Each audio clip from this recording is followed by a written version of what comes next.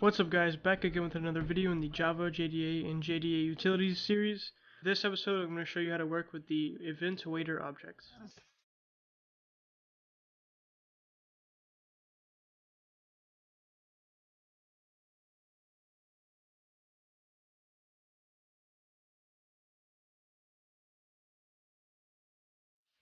Okay guys, so this episode I'm going to show you how to work with the EventWaiter object, which basically is just a object that allows you to create events and then listen for an event for a certain period of time and stuff like that. It's really cool, and I'll show you all about it in a second. So to actually use one within your your commands and stuff like that inside of here,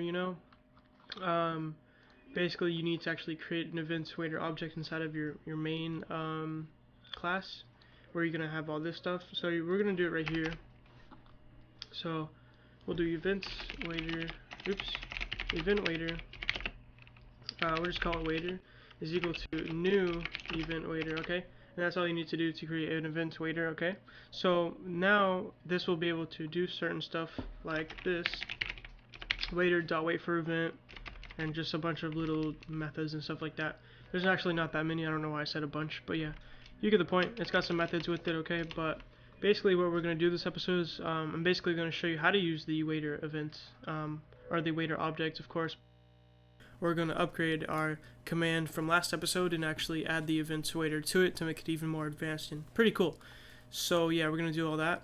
So basically whatever you want to do, what you want to do whenever you want to use a waiter or EventWaiter or whatever with your class or command or whatever, you need to pass the waiter that we just made here into that class. Okay, so as you can see, we have builder.add command, and then we registered the new user info class, right? So we're gonna pass waiter into here as a parameter. Okay, and we're gonna get an error, but don't worry about that. We're gonna fix that. Okay, and then last thing you want to do in the main class is register the EventWaiter itself.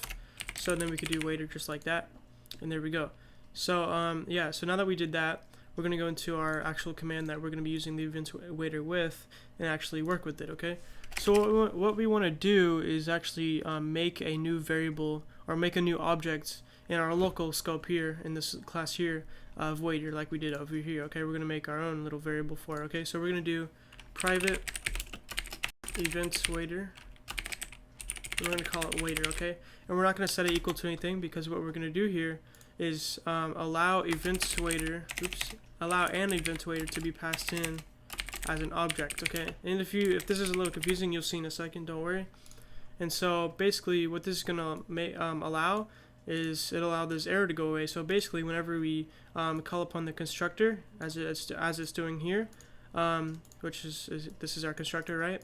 We can also pass in a variable now, right? As you can see here, we're able to pass in a parameter. So we pass in the parameter here, which is an object of EventWaiter. Okay, and that's exactly what it's requesting here, an EventWaiter object. So we're passing that in whenever we register the command and call upon this constructor here. So now we're sending the waiter that we just created here into here. And so now what we can do is set this dot waiter equal to waiter. Okay, so what that is going to do is actually just take the waiter from here, this one here, send it through here, and then set it equal to this one. Okay, so now we can use this one as you can see, it was set right here. We can use it to actually call upon the waiter methods. Okay, so hopefully that's not too complicated. It's pretty simple stuff. But anyway, so basically what we can do now is actually use the methods that come along with the EventWaiter object. Okay, so one of the main things that we can of course do with the waiter object, or EventWaiter object, is actually wait for an event to happen, of course. So we can do that with the wait for event method. Okay, so let's actually add that to our code. But before we do that, actually, let's get rid of this. So basically, let me explain what we're going to do first. So basically, we have this command here, of course, from last episode, where they can provide, they do $user info space and then name of a user, okay, and then it'll return some information about a user. So what we're going to do this time is make it so they don't have to provide any arguments when they run the command. So they can do user info and that's it. Okay, and then after they type user info, enter, it's going to ask them to provide the name separately. It's going to talk to the user basically. It's going to be pretty cool. So you'll see what I mean in a second. So yeah, we're going to make that functionality, but like I said, we don't need any arguments anymore. So let's get rid of this here. Wait, let's find the ending one here. get rid of that, and then get rid of this, okay? So we got rid of the if statement that of course checks to see if there's any arguments, because we're not going to be working with arguments anymore, okay? Okay, so now that we have that, what we're going to do now is actually set it up so we can talk to the user basically. So whenever they type the command, of course, all of this code is going to be run. So the first thing we want to do is ask the user what the name of the person they want to check for is, okay? So like this, we'll put it, oops, we're going to put it over here, down here. So we'll do events.reply, and we'll say something like this, okay. So this is going to be said, of course, whenever they type the command, okay? So it's going to say, okay, now give me the name of a user, okay? Like this. It's going to give them a little example.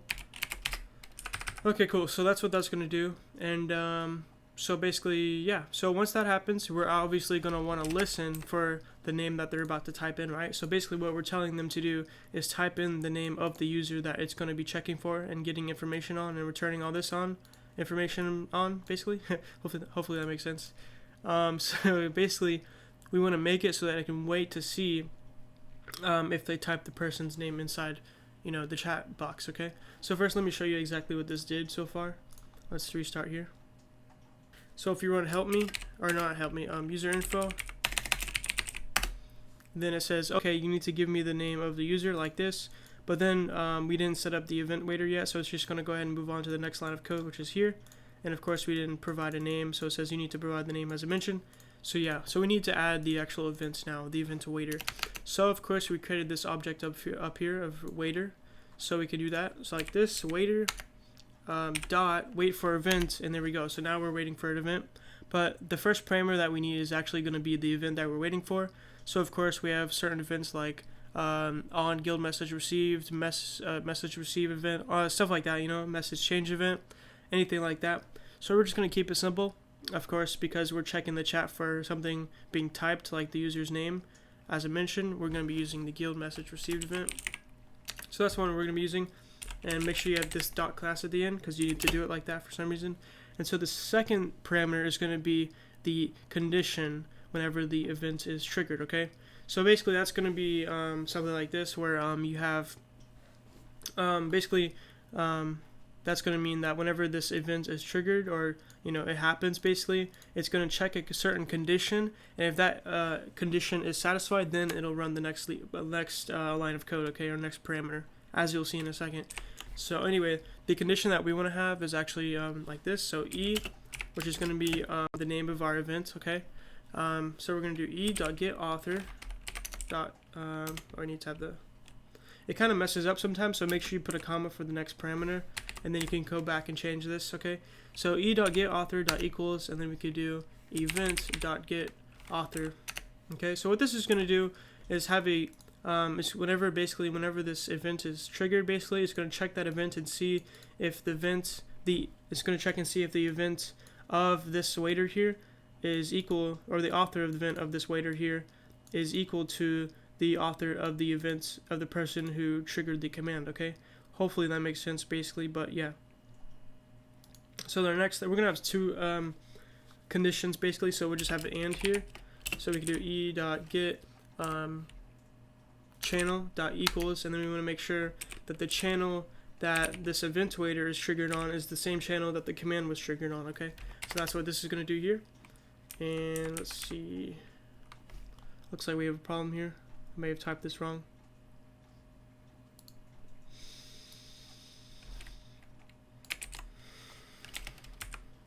There we go.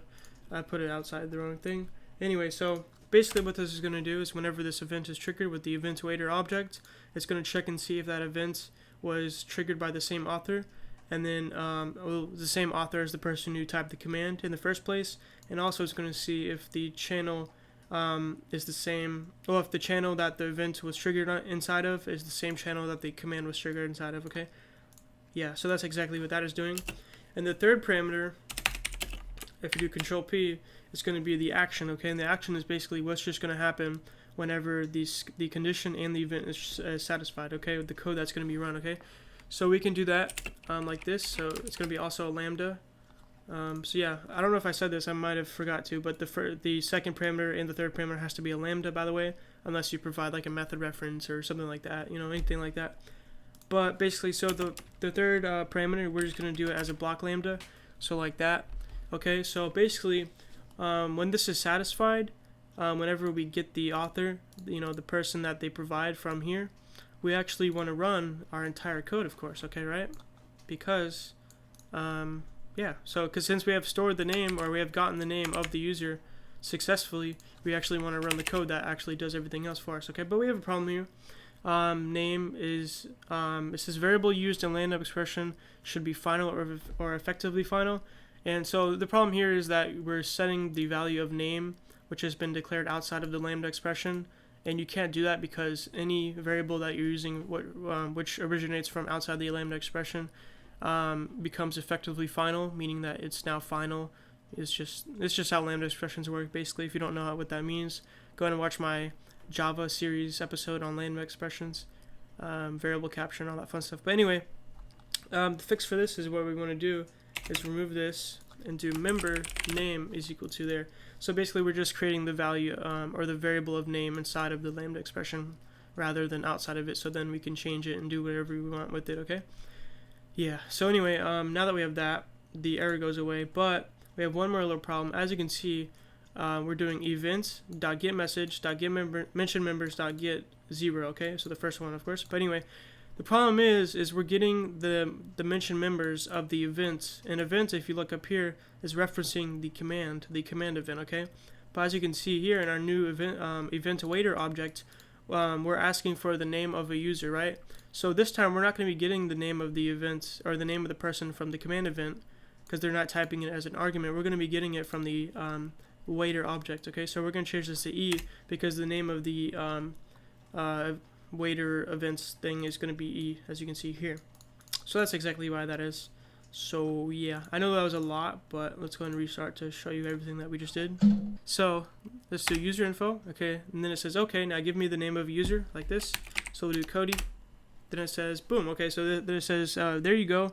And it gives me all the information that I need. So it works really cool, as you can see. So basically, I mean, yeah, that's pretty cool. It's very simple, actually, but it's really cool because now we can provide information like this. It asks us a question, and we can also provide a response. So that might be useful for many little commands that you might work with in the future. Hopefully you understand that. It's pretty cool. And yeah, so what else? Is that it? I believe so. So something that we can also do with the EventWaiter is actually specify how long we want to wait for the event to occur. So basically we could do it like this. There's actually more parameters we could add. So if we do this here and then do Control P to see the parameters that we can add. This one here is going to be a long timeout. So that's basically how many seconds you want to wait for the event to be triggered. Okay. So let's say we want to wait 10 seconds, right? We want to wait 10 seconds for the user to provide the name of a person, right? And then the next one is going to be the units of time. So of course seconds, like I just said. So we're going to use time unit, and then we have all these different units here. So yeah, I mean this doesn't have to be seconds, but usually I use seconds. You can use minutes. Doesn't really matter at all, actually. And so the third one is to do Control P if it went away.